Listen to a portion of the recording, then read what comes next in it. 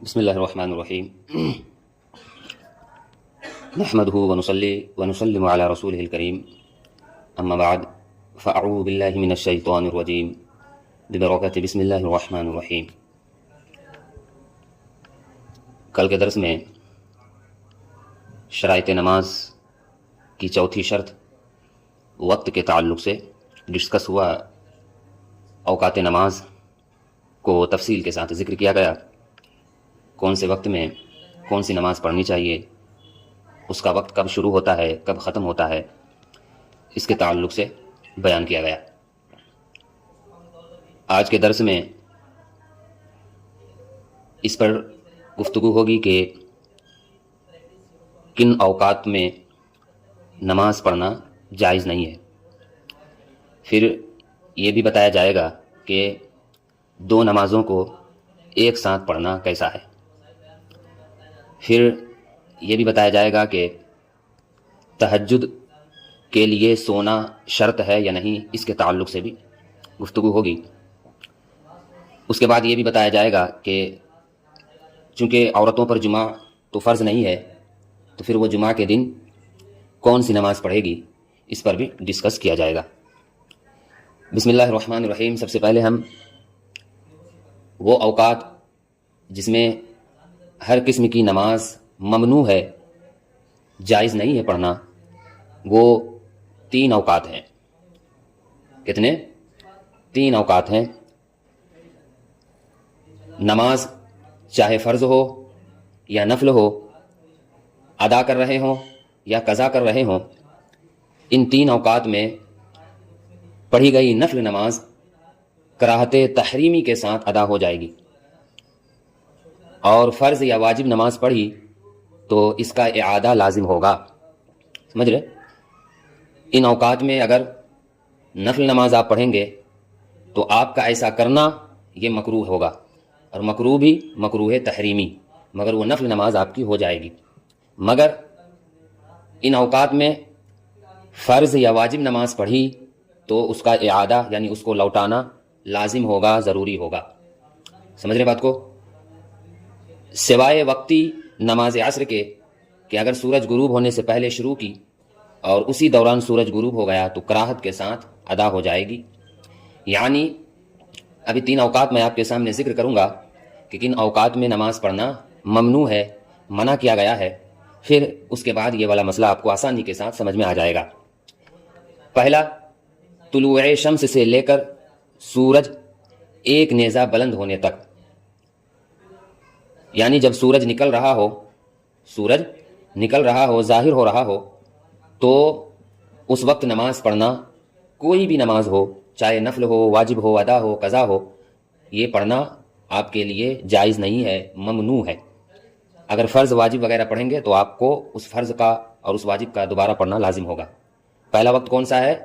سورج طلوع ہونے کا، یعنی عین طلوع شمس سے لے کر سورج ایک نیزہ بلند ہونے تک، یعنی جب سورج طلوع ہو رہا ہو اس وقت سے لے کر تھوڑا، یعنی ایک نیزہ بولے تو 2 فٹ کے برابر ہوگا، تقریباً 2 فٹ تک وہ بلند ہو گیا ہو، 2 فٹ تک وہ سورج بلند ہو گیا ہو، تو اس وقت تک نماز پڑھنا آپ کے لیے درست نہیں ہوگا. اور جب اچھا خاصا سورج نکل گیا ہو اور کافی دور تک چلا گیا ہو تو پھر اس وقت آپ کوئی بھی نماز پڑھ سکتے ہیں. دوسرا وقت ہے استوائے شمس کے وقت. کیا؟ استوائے شمس کے وقت، یعنی جب سورج دوپہر کے وقت بالکل سر پر آ جائے، سورج برابر ہو. استوا کا معنی برابر ہو، یعنی بیچوں بیچ، آسمان کے بیچوں بیچ سورج ہو، اس کو استوائے شمس کہتے ہیں. یعنی سورج آسمان کے بیچوں بیچ ہو. یہ بہت ہی مختصر وقت ہے، تاہم فقہاء کرام فرماتے ہیں کہ احتیاطاً اس سے 5 منٹ پہلے اور 5 منٹ بعد نماز نہ پڑھی جائے. یعنی سورج جو بیچوں بیچ رہتا ہے یہ کافی دیر تک نہیں رہتا بلکہ تھوڑی دیر تک رہتا ہے. تو علماء کرام فرماتے ہیں کہ جب سورج آسمان کے بیچوں بیچ ہو جائے، استوائے شمس کا وقت آ جائے، تو اس سے 5 منٹ پہلے اور اس کے 5 منٹ بعد ہی کوئی نماز پڑھے. سمجھ رہے؟ تیسرا وقت ہے عصر کے بعد سورج زرد پڑ جانے کے بعد سے لے کر سورج غروب ہو جانے تک. سمجھ رہے؟ عصر کے بعد جب آپ کبھی یا کہیں نکلے ہوں تو آپ دیکھیں گے کہ پشچم کی جانب کچھ زرد کلر کا آسمان کی طرف آپ دیکھیں گے، سمجھ رہے، زرد کلر کا کلرفل چیزیں آپ دیکھیں گے پشچم کی جانب. تو اسی کو یہاں پہ بیان کر رہے ہیں کہ عصر کے بعد سورج جب زرد پڑ جائے، سورج جب زرد ہو جائے، زرد تو جانتے ہی ہوں گے کلر کا نام ہے، زردہ اسی سے آیا ہے، جس طرح زردہ کا کلر ہوتا ہے اسی سے زردہ آیا ہے، تو زرد کلر کو تو آپ جانتے ہی ہوں گے.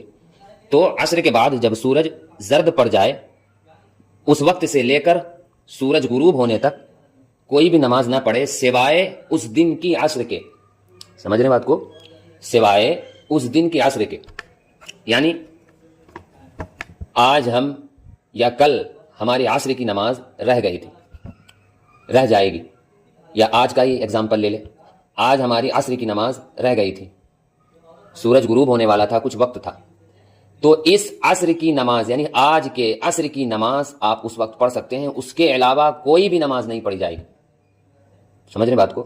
اسی طرح کل کی عصر کی نماز آپ کی رہ گئی تھی تو کل کے عصر کی نماز آپ پڑھ سکتے ہیں، اس کے علاوہ کوئی بھی نماز نہیں پڑھ سکتے.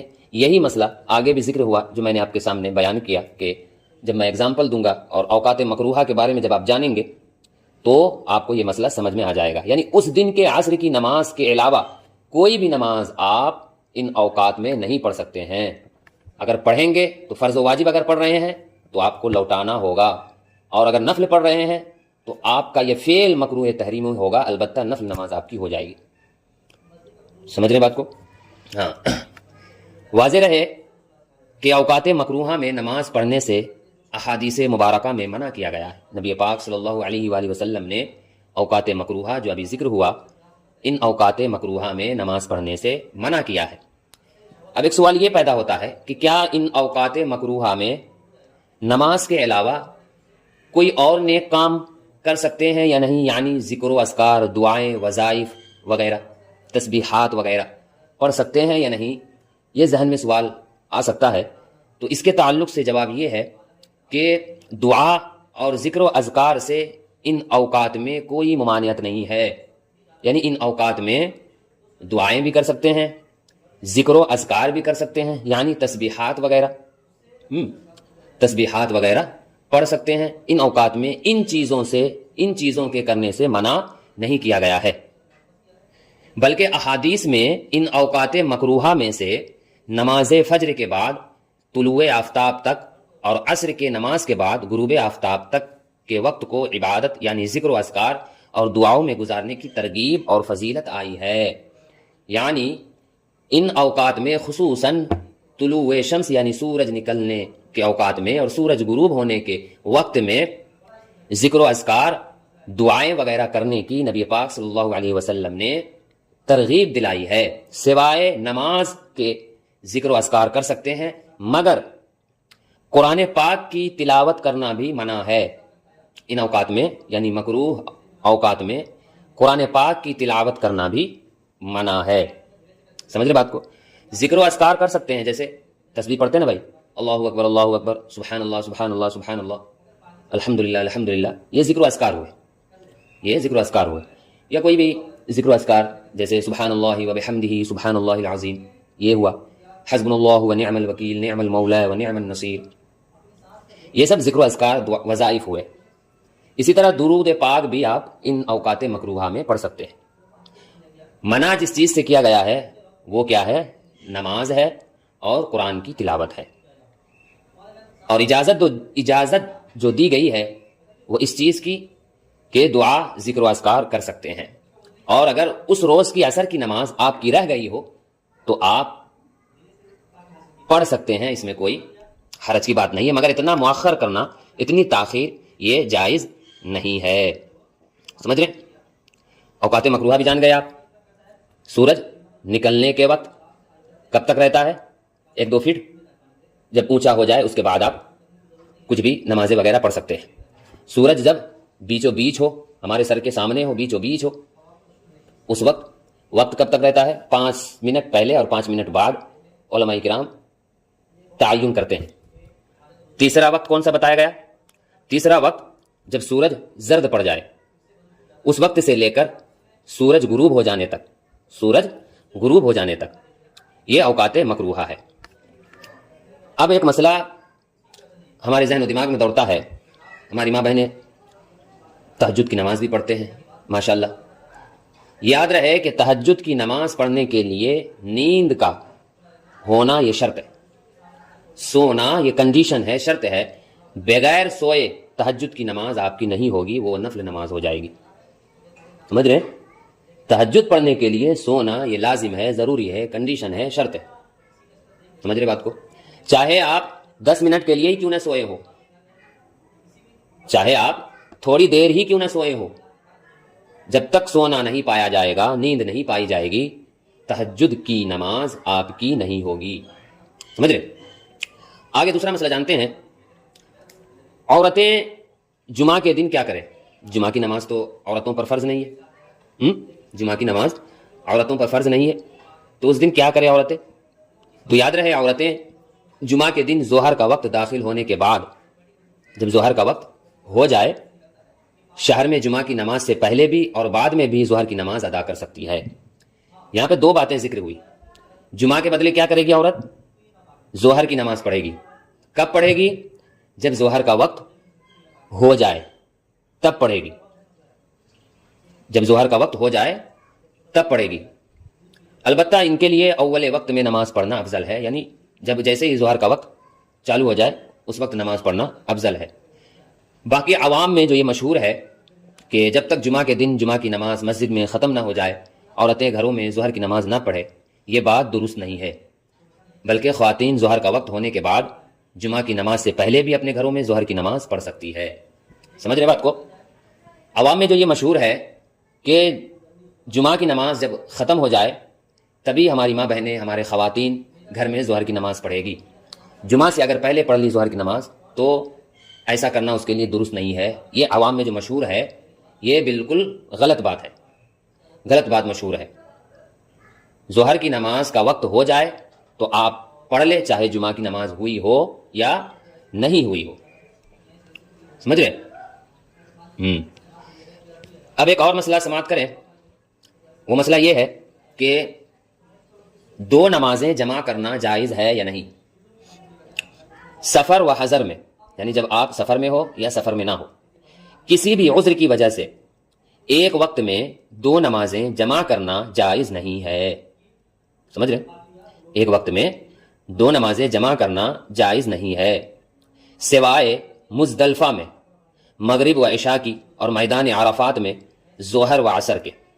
जैसा कि फतवा आलमगीरी में एक मसला मज़कूर है, यानी एक वक्त में दो नमाजों को जमा नहीं कर सकता, न सफ़र में और न हज़र में, किसी भी उज़्र की वजह से, सिवाय अरफा और मुज़दलिफ़ा के, सिवाय अरफा और मुज़दलिफ़ा के।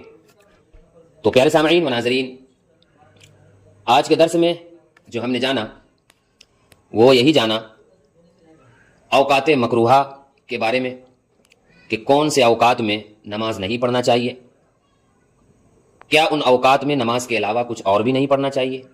तो बताया गया कि कुरान पाक की तिलावत भी करना जायज़ नहीं है, अलबत्ता ज़िक्र व अस्कार, दुआएं वगैरह कर सकते हैं। दूसरा मसला ये बयान हुआ कि तहज्जुद की नमाज के लिए क्या नींद शर्त है। तो बताया गया कि हाँ, तहज्जुद की नमाज के लिए नींद शर्त है। तीसरा मसला ये बयान किया गया कि औरतें जुमा के दिन क्या करें। तो बताया गया कि ज़ोहर की नमाज पढ़े,